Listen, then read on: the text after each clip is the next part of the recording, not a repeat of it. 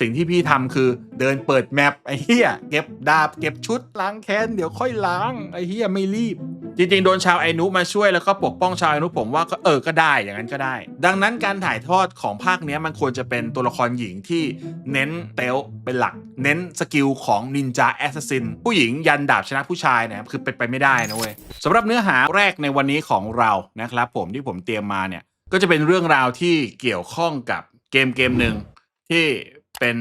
เกมในตำนานที่หลายคนหลงรักนะเพราะว่าหลายคนน่าจะเห็นข่าวนี้แวบๆจริงๆไม่ได้ดังมากแต่ผมรู้สึกว่าผมอยากจะเอามาคุยกันนิดนึงเพราะว่ามันมีข้อโต้แย้งอยู่คือเกมเนี้ยมันเป็นเกมภาค2เว้ยแล้วภาคแรกอะจริงๆแล้วมันคนชอบมากกว่าภาคนี้ออกมาก็มีประเด็นเยอะมีนู่นมีนี่ทุกคนอาจจะเดาไปว่ามันเป็น The Last of Us หรือเปล่าพี่ บอกเลยว่าไม่ใช่นะครับเพราะฉะนั้นเกมที่เราจะมาคุยกันในวันนี้คือประเด็นของ Ghost of Yotei นะครับมีคนบอกว่ามันทำยอดขายได้มากกว่า Ghost of Tsushima มันจะเป็นอย่างนั้นไปได้ยังไงเพราะว่าเรารู้สึกว่าจริงๆแล้วเนี่ยตอนที่ Yotei ออกมาเนี่ยมันมีปัญหาพอสมควรแล้วก็มีเรื่องแบบ drama ตอนนั้นมีเอ่อคนเคลื่อนไหวทางการเมืองถูกยิงแล้วก็แบบมี drama ผู้พัฒนาอะไรไปโพสต์นู่นนี่นั่นก็คือเรียกว่าชื่อเสียงไม่ค่อยดีชื่อเสียงไม่ค่อยดีเกมออกมาก็ผมว่าเกมอะคนสนใจเยอะเพียงแต่ว่ามันมันได้ความสนใจด้วยความที่มันเป็นภาคต่อของ Tsushima ภาคแรกที่แม่งดีมากอะนะผมก็ไม่รู้หรอกว่าจริงๆแล้วมันจะดีกว่าขายดีกว่าหรือขายไม่ดีกว่าแต่ถามความรู้สึกผมก็ยังรู้สึกอยู่ว่ามันสนุกดีในเกมเพลย์ต่างๆแต่มันสู้ภาคแรกไม่ได้ในความแบบความ immersive เนื้อเรื่องความน่าสนใจที่ทำให้เราแบบติดกลับไปกับเนื้อเรื่องอะไรอย่างงี้อันนี้คือผมว่าหลายคนเห็นตรงกันคือมันไม่ใช่ผลงานไม่ดีอะไรเว้ยเพียงแต่ว่ามันน่าจะไม่ได้ดีกว่าภาคแรกแต่ปรากฏมันมีคนบอกขายดีกว่าอันนี้เรามาดูกันว่าเฮ้ยมันขายดีกว่ายังไงมันวัดจากอะไรหรือว่ามันเป็นการนั่งเทียนเอาเหมือนค่ายอื่นที่แบบว่าก็มีตัวเลขมาแต่ก็ไม่รู้ว่าขายได้จริงไม่จริงอะไรอย่างงี้นะคุณหลินเถานะคุณหลินเถาเนี่ยเขาเป็นประธานเจ้าหน้าที่ฝ่ายการเงินของ Sony คุณหลินเถาเนี่ยเขาประกาศบอกในการถ่ายทอดสดว่าเกม Ghost of Yotei นะครับทำยอดขายได้ดีกว่าเกม Ghost of Tsushima ในช่วงเวลาเดียวกันในช่วงก็คือช่วง3เดือนแรกอันนี้พูดถึงไตรมาส3เดือนแรกว่า Yotei ขายได้ดีกว่าแล้วเธอกล่าวเสริมว่ายอดขายเหล่านี้มีส่วนสำคัญต่อผลประกอบการเงินในไตรมาสนี้แบบตัวเลขดีกว่าอะไรอย่างงี้แต่กำไรไม่กำไรนี่คนละเรื่องนะแต่เขาพูดถึงว่ายอดขายดีกว่า แม้ว่านี่จะเป็นข่าวดีสำหรับนักลงทุนอย่างไม่ต้องสงสัยแต่มีนักวิเคราะห์บางคนตั้งข้อสังเกตว่าราคาเปิดตัวที่สูงกว่าของโยเทอาจเป็นผลกระทบนะครับเพราะว่าโยเทเนี่ยมันขายที่$70แต่ว่าตอน Ghost of Tsushima เนี่ยขายเท่าไหร่วะ60ยอดขายนี่นับรวมเล่นฟรีไหมนะคิดว่าไม่รวมนะน่าจะต้องเป็นยอดขายที่แบบกดซื้อเป็นออร์เดอร์ซื้อเล่นฟรีนี่หมายถึงว่า PlayStation Plus ใช่ไหมคือผมว่าไม่รวมนะรวมไม่น่าจะรวมเพราะว่าถ้าอันนั้นต้องยอด Player ถ้ายอด Player Real Time อันนั้นน่ะจะรวมแล้ววัดไม่ได้แต่อันนี้พูดถึงยอดขายซึ่งจริงๆถ้ารวมอะผมว่า Yotei น่าจะสู้ Ghost of Tsushima ไม่ได้ด้วยเพราะว่ามันมีช่วงหนึ่งที่ PlayStation Plus ให้เล่น Ghost of Tsushima ได้แสดงว่าไม่รวมภาคต่อที่ดำเนินต่อนี้ก็จะเป็นเรื่องราวหลังจาก Ghost of Tsushima ถึง300ปีเอาเป็นว่าเรารู้กันอยู่แล้วว่ามันเป็นเรื่องเกี่ยวกับอะไรมี drama อะไรยังไงบ้างนะเสร็จเนี่ยผมอยากรู้ว่าไอ้ยอดตัวเลขนี้คืออะไรนะเขาบอกว่าตอนเดือนพฤศจิกายนมีรายงานว่ายอดขายของ Ghost of Yotei ลดลง 16%ซึ่งอันนี้ผมก็ทำข่าวนะครับเมื่อเทียบกับ Ghost of Tsushima ในช่วงเดือนแรกอันนี้พูดถึงเดือนแรกตอนที่มันวางขายตามข้อมูลของ Sony Ghost of Tsushima มียอดขายอยู่ 3.8 ล้านชุดในเดือนแรกแต่ Ghost of Yotei มี 3.3 ล้านชุดในเดือนแรกเหมือนกันก็คือ32วันแรกแล้วมึงไม่พิมพ์ว่าเดือนแรกวะไอ้เวรงงชิบหายหลังจาก Black Friday เห็นว่า Yotei มียอดขายตามหลัง Ghost of Tsushima อยู่ประมาณ 20% ซึ่งก็ไม่เยอะมากไม่น้อยมากประมาณ 20% ซึ่งอย่างที่เขาเห็นนะตัวเลขก็ประมาณแบบอาจจะ Ghost of Tsushima 3เกือบ4ล้าน Yotei ก็3ล้านปลายๆต่างกันนิดเดียวการฟื้นตัวของยอดขาย Ghost of Yotei อยู่ในช่วงวันหยุดยาวอาจดูเหมือนปาฏิหาริย์ในวันคริสต์มาสเมื่อมองแว็บแรกนะครับ IGN ตั้งข้อสังเกตถึงความคลุมเครือในถ้อยคำของคุณเถาว่าเธอระบุว่าโยเทมียอดขายมากกว่าซูชิมะ ในช่วงเวลาเดียวกันแต่ไม่ได้ชี้แจงเวลาที่แน่นอนแต่คุณสังเกตว่ามันจะมีคำว่ายอดขายนะมันจะมีคำว่ายอดขายอยู่ขอให้ขายดีเถอะพี่แล้วให้มันเพิ่มทุนให้ภาค3ให้ได้สักครึ่งของ Spider-Man 2ก็ยังดีภาค1ถึง2ทุนเท่าเดิมเขาทำเกมแล้วยังสนุกอยู่บ้างก็บุญแล้วเกมอื่นทุนหนาหมดปีก่อนมี Doom The Dark Age เขาทำได้ผู้เล่นเยอะแต่เขาทำเงินจากไหนเหรอครับเพราะแฟนเกมหลายคนบอกเกมมันราคาแรง Doom The Dark Age ที่มีให้เล่นในเกมพาสใช่ปะเล่นในเกมพาสก็แปลว่าเงินเข้า Xbox นะแล้วก็เล่นฟรีแต่แน่นอนว่ามันจะต้องมีดีลแบ่งนะมีดีลแบ่งกันคืออย่างนี้คือการที่เกมเข้าไปอยู่ในเกมพาสเนี่ยมันแล้วแต่ดีลระหว่าง Xbox กับเกมนึกออกไหมมันก็เป็นดีลต่อให้เป็นเกมของเจ้าของเดียวกันอะไรเงี้ยเราจ่ายให้ Xbox เราไม่ได้ซื้อเกมแล้วเข้าไปเล่นมันก็เหมือน Subscription ที่ผมถามว่าซีรีส์หรือหนังใน Netflix เขาได้ตังค์ยังไงอะนึกออกใช่ไหมมันก็มีกลไกของมันอยู่ในการที่ดูยอดคนเข้าไปเล่นแต่เอาเป็นว่าเราพูดถึงยอดขายคือผมจะบอกงี้มันมาจากไหนใช่ไหมมันมาจากทั่วโลกยอดอาจจะดูไม่ดีแต่ประเด็นคือมันขายได้ในภาพรวมมันขายได้นะมันมีคนเล่นเยอะอยู่นะทุกคนนะอย่างตอนนั้นผมก็เข้าไปลองแล้วก็ผมก็ดูยอดผู้เล่นแบบใน SteamDB อะไรอย่างเงี้ยมันมียอดเยอะอยู่ครับมันมีคนสนใจอยู่แล้วก็ถึงประมาณหนึ่งอะมันก็จะพอกำไรแล้วอย่างผมพูดเรื่องยอดให้เข้าใจง่ายๆอย่างเช่นอย่างตอน Shadow อะ Shadow ยอดไม่ได้แย่มากแบบเท่าเหมือนตอน Outlaw นะไม่ได้ขนาดนั้นหรือแบบไม่ถึงขั้น Concord อะไรเงี้ยแต่ Shadow มันไม่กำไรเพราะว่ามันใช้ทุนเยอะมากและมันติดลบมาจากหลายเกมภาพรวมมันก็ทำให้บริษัทแย่ไปด้วยถ้า Shadow เป็นเกมที่ทำโดยค่ายอื่นที่แบบเพิ่งทำแรกๆแล้วก็ทุนอาจจะไม่ได้ขนาดนั้นตัดบางอย่างออกไปแล้วขายได้ยอดตัวเลขประมาณเนี้ยคนยังสนใจอยู่อะไรเงี้ยอันนั้นคือกำไรหรืออาจจะอยู่ได้พอนึกออกไหมหลักล้านน่ะหลักล้านชุดอะไรเงี้ยอยู่ได้ไม่ต้องพูดถึงหลัก10ล้านเพราะว่าบริษัทที่ขายหลัก10ล้านเนี่ยบางทีมันใช้เวลามันผ่านไปนานแล้วแบบเกมดังไปแล้วประสบความสำเร็จไปแล้วแล้วก็ค่อยๆขายต่อไปนะเพราะฉะนั้นเปรียบเทียบกันไม่ได้มันจะไม่เหมือนอย่างนั้นแต่ว่าสมมุติว่าวันช่วงเดือนแรกปีแรกอย่างเงี้ยขายได้หลักล้านชุดเนี่ยก็ยิ้มออกแล้วนะ ยังดีกว่ายอดผู้เล่นเหมือนอีกเกมนะใช่ประมาณนั้นเลย ที่สำคัญกว่าคุณเถาเนี่ยพูดถึงยอดขายไม่ใช่จำนวนหน่วยที่ขายได้คือพูดถึงยอดขายรวมเช่นแบบ3,000,000 4,000,000อะไรอย่างงี้แต่ไม่ได้บอกว่าขายได้กี่ก๊อบปี้ความหมายไม่บอกว่ากี่ก๊อบปี้เออ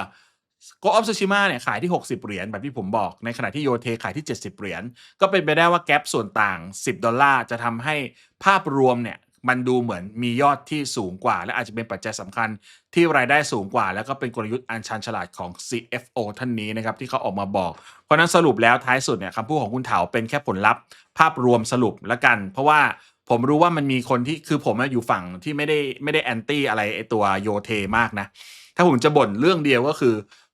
ไอ้เหี้ยเนื้อเรื่องแม่งเหี้ยสัตว์เลยคือผมแม่งไม่โอเคกับเนื้อเรื่องเลยแต่ว่า ถ้าไม่เอาเนื้อเรื่องอะเอาลงไปเล่น Open World แบบมันสนุกๆเพลินๆก็โอเค2,000 บาทได้อยู่ไม่ได้รู้สึกแย่อะไรนะภาพสวยมากแล้วก็เกมเพลย์อะไรอย่างเงี้ยมันสนุกเว้ยมันก็โอเคอยู่แต่ถ้าคุณแบบคุณจะไปเอาดื่มด่ำเนื้อเรื่องแล้วแบบยึดติดภาคแรกมากๆก็คือมึงบ่นแน่นอน100%มึงบ่นแน่นะอันนี้คือไหนๆก็พูดถึงแล้วผมก็มีความรู้สึกนะว่าแบบมานั่งคิดดูเนี่ยคือผมไม่เข้าใจว่าเขาจะพยายามทำให้มันเป็นแบบไอ้ Unreal เหี้ยอะไรนั่นทำไมเพราะว่า Material ที่ดีมากของ Yote แม่งคือหมาป่าไอ้เหี้ยคือ Ghost of Tsushima คือนักรบปีศาจจริงๆอะมึงไม่ต้อง Unreal หรือมึงจะมี Unreal เป็นแบบเป็นเกราะพิเศษเป็น Legendary ที่เหมือนแบบมึงเล่นให้โหดมากแล้วนึกออกใช่ไหมมันก็จะมี level ของความโหดของมึงอะจนการเติบโตของตัวละครไปถึงจุดหนึ่งแล้วชาวบ้านก็เรียกขานมึงว่านักรบ Unreal อะไรก็ว่าไปแต่ผมอยากให้เบสของตัวอสึเนี่ยมันอยู่ในการที่เติบโตมากับหมาป่านึกออกใช่เปล่าคือมันเป็นผู้หญิงผมไม่ได้ว่าเรื่องสิ่งที่ทำมาแล้วไม่ดีหรอกแต่ทุกคนลองคิดตามกันดูนะเขานำเสนอตัวละครอสึเป็นผู้หญิงตั้งแต่เด็กเจอความแค้นคำถามคือผู้หญิงคนเนี้ยแค้นจะสามารถเก่งขึ้นได้ยังไงและหาทางไปปราบบอสที่เป็นแบบระดับ Elite ในแต่ละตัวเนี่ยได้ยังไง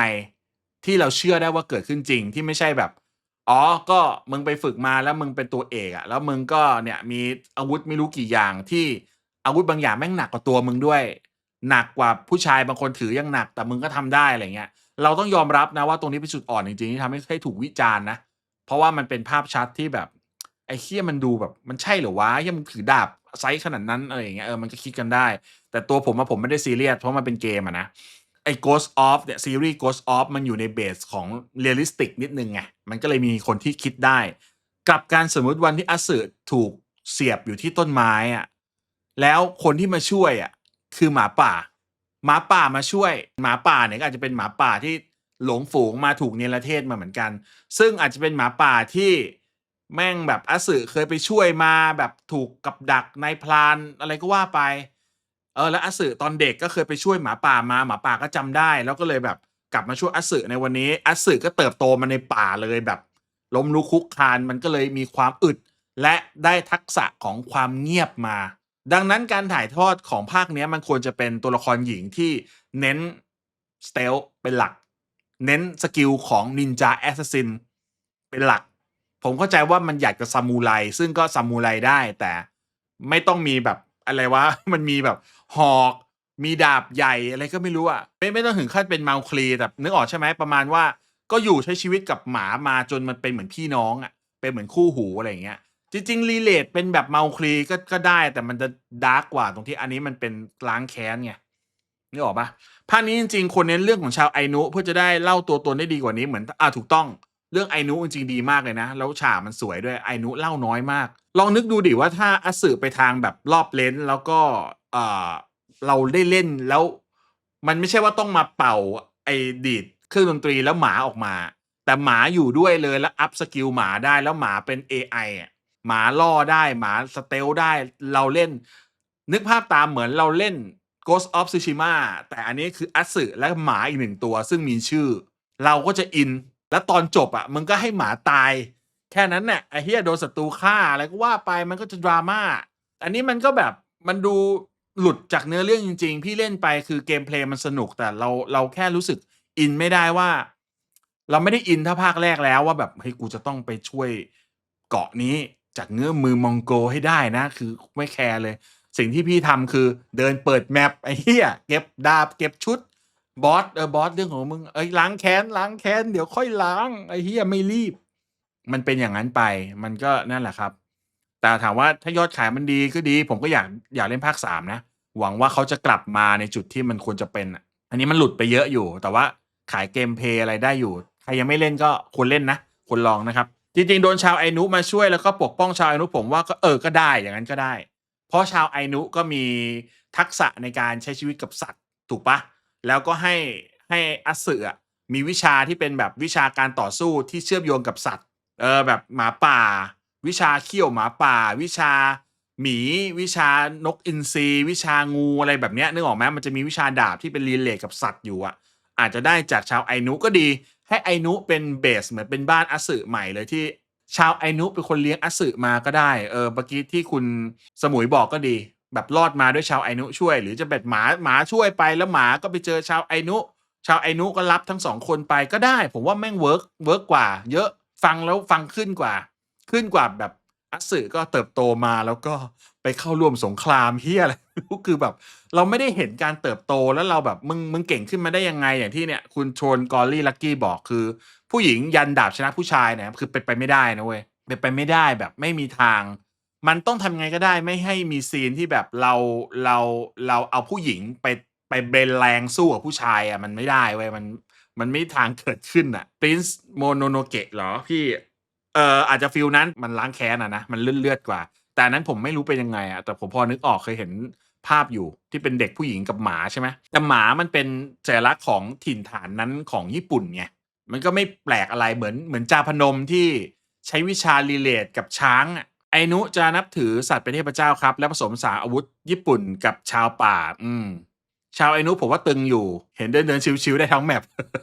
จริงๆคือชาวไอนุถ้าเดิมอะผมเคยอ่านตอนสมัยเรียนประวัติศาสตร์จริงๆเขาก็แบบมีนักรบมีอะไรอย่างงี้นะในตอนญี่ปุ่นนะมีสู้นะไม่ใช่แบบ ในเกมมันดูแบบรักสงบจัดเลยใช่ปะแต่จริงๆมันเหมือนมันมีสู้ด้วยนะชาวไอนุเป็นเผ่าที่ในอดีตถูกชาวญี่ปุ่นกดขี่สุดๆเลยครับประเด็นนี้ไงก็ปังใช่ปะจริงมะโคตรจริงมันจะพอดีเรื่องญี่ปุ่นซามูไรลุกลานใช่มันจะกลายเป็นว่าเหมือนเป็นคนกลุ่มน้อยที่ต่อสู้มันจะเป็นฟีลเหมือนอินเดียแดงเนาะชาวไอนุเนี่ยมันจะไม่ต่างจากอินเดียแดงที่สู้กับอเมริกันตอนนั้นใช่ปะอัพแบบฟาคายไปเลยพลังสัตว์ป่า